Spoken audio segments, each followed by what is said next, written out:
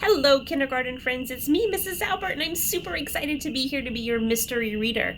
Today I'm going to share with you a story that I really enjoy. It's called Possum's Harvest Moon, and this story was written by Ann Hunter, and she also drew the pictures. So as the writer, we call her the author, and as the person who drew the pictures, we call her the illustrator. So in this case, the author and illustrator of the book Possum's Harvest Moon is the same person. Now, my book is going to have all kinds of animals in it, and I want you to listen as I read to see what are the animals doing in this story. It's really good. I love this book. I love it. I love this book. Okay, here we go. Without further ado, Possum's Harvest Moon. I'll read the words, and then I will share the pictures with you so that you can see them, okay? I want you to listen to the words as I read and see if you can think about what the picture might look like, and then you can open your eyes and see if it's a match. Possum awoke one autumn evening. Shining through the grass was the biggest, brightest yellow moon. "Oh," said Possum, "the harvest moon! What a perfect night for a party. One last dance in the moonlight before the long winter. A harvest soiree." Possum hung the grass with lanterns and berries. Then he hurried off to invite his guests.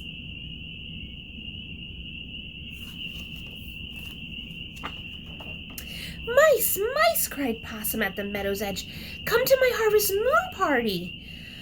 "We must gather seeds for the winter," said the mice. "We are too busy to come to your party."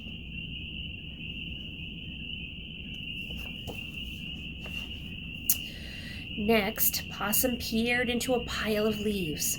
"Come out, crickets. Hop along to my party under the bright harvest moon." "Oh, we're tired from singing all summer long," said the crickets. "The night air is too cold, and this leaf pile is so snug." You see the crickets there?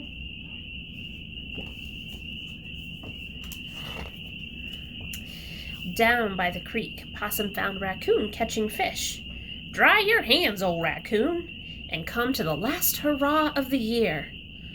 "Oh, I would," growled Raccoon, "but I must be good and fat for the long winter. So much to eat, so little time."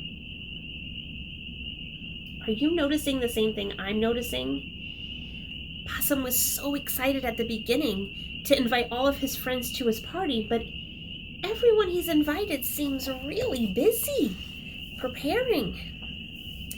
Possum followed the creek to the pond. "Frogs, frogs," Possum shouted.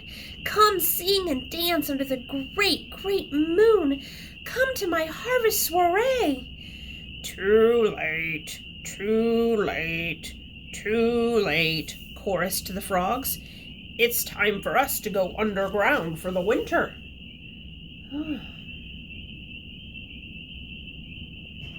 This is becoming a little bit of a bummer for Possum, but all of his animal friends are preparing. Going underground for winter, I think that's called hibernation. Possum turned sadly home. He looked up at the twilight sky. "Oh, fireflies, could you come to my party?" The fireflies twinkled silently back at him.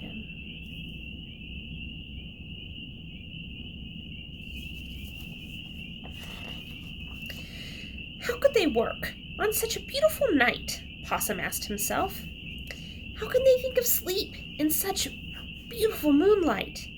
He put on his hat and he sat alone, looking up at the great harvest moon. So there's Possum. He's so ready for his party. He's even wearing his party hat. And he has his berries ready for his friends. He's hung his lantern. He's decorated. He's got food. He's having a party, but he doesn't have any guests. The great harvest moon rose higher. It shone down through the grass under the leaves. It made every tired and busy creature pause.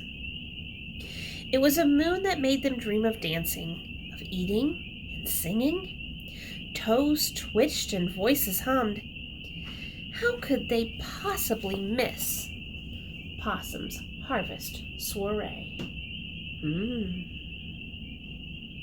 Are you thinking what I'm thinking? All of the animals are looking up at the beautiful moon. I think they're reconsidering going to his party. Raccoon rousted his crony Rabbit. The Crickets invited their cousins, the Katydids. The Mice brought the Moles.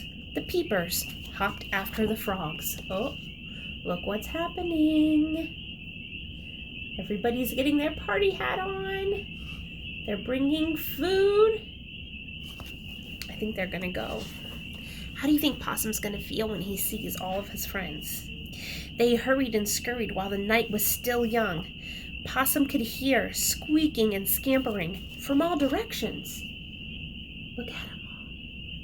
There's Possum. Look at all his friends are on their way. He's gonna be so happy. And the guests arrived.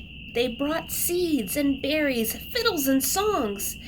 All together they gazed up at the face of the great harvest moon. Look at that beautiful moon. Look at all of them celebrating. One last night for celebration. Rabbit and Raccoon settled in down by the food. They nibbled and nodded. Never, never in all our years, they agreed, has the harvest moon ever been so bright. Oh, it must have just been beautiful. And look at them all sitting there. Rabbit is eating. He is looking a little sleepy. Look at Raccoon. Definitely sleepy. Here these guys are dancing. They're enjoying their evening together, aren't they? The Mice danced until the Crickets played every jig twice, and the Frogs grew hoarse from singing. The Fireflies' lights flickered and dimmed.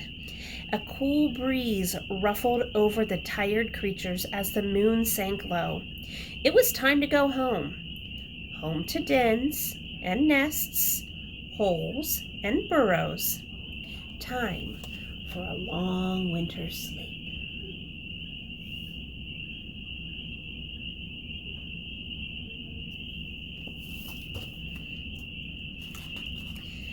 Good night, squeaked the Mice. Great party, chirped the Crickets.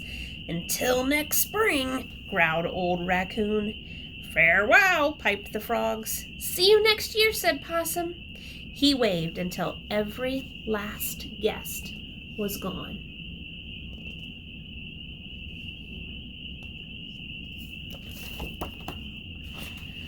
Possum curled up in his own snug home. He looked out to see the last light of the great moon peeking through the grass. Good night, yawned Possum. Oh, good night.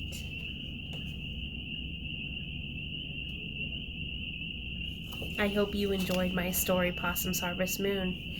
And I wonder if you can remember 3 different animals from my story. And then as a bonus, can you remember what they were doing? Why were they too busy to go to Possum's Harvest Soiree? All right. Until next time. Bye, friends.